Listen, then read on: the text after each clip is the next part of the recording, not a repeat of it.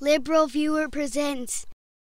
So I actually like the idea of VidCon, the now 5th annual convention for people who love online video being held this weekend in Anaheim. I like the organizers, John and Hank Green, and I like a lot of the people participating both this year and the first year of VidCon when I actually suggested and participated in a panel on the issue of copyright and fair use. So I'm not on some campaign to malign VidCon or the people at VidCon, but I do want to question what seems like a very questionable change in the way VidCon is addressing the issue of copyright this year, compared to the year I suggested the panel held to, quote, discuss the state of copyright, YouTube's policy, and what fair use really means, unquote. Back in the first year, we actually ended up having 2 representatives from YouTube on the panel, and I politely but firmly confronted them with questions I'd gathered from the YouTube community about the very real problems with the way YouTube treats copyright and fair use. This year, however, I noticed there's not only no one from YouTube on either the industry or the community panels on copyright to take those kinds of questions,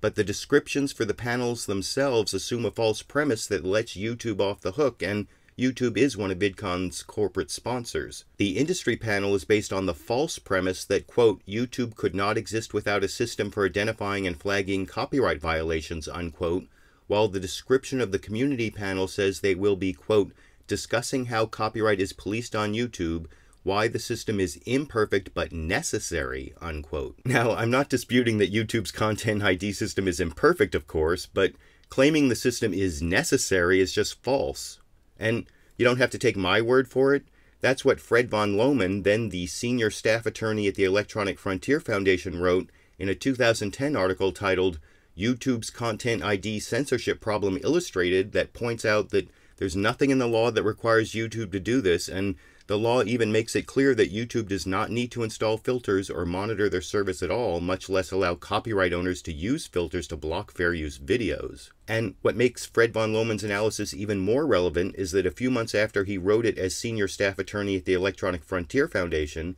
he was hired as Google's senior copyright counsel. Now, I don't point this out to attack Fred von Lohman because I don't know what's going on inside of Google. For all I know, he spends all day, every day fighting for fair use on YouTube, but if that is what he spends his time doing, I'm pretty sure he's not winning those fights. YouTube's Content ID system is at least as bad as it was when Fred von Lohman called it censorship back in 2010, as you can see, for example, in a great video from last December called YouTube's Content ID System Sucks, in which YourMovieSucks.org channel details how the system is heavily weighted in favor of corporate copyright owners and against fair use. And I also discussed earlier this month in my live Q&A show how YouTube's copyright system may be driving me off of YouTube after almost 8 years fighting for fair use here, so it's really disappointing to see VidCon, the convention for lovers of online video, adopt YouTube's false premise that YouTube's copyright system is necessary, when that system is really hurting online video, I think, but I want to know what you think. Should discussions of copyright at VidCon really start from the false premise that YouTube's copyright system is necessary? And if not, why do you think these VidCon discussions assume the false premise that YouTube's copyright system is necessary? I YouTube, you decide.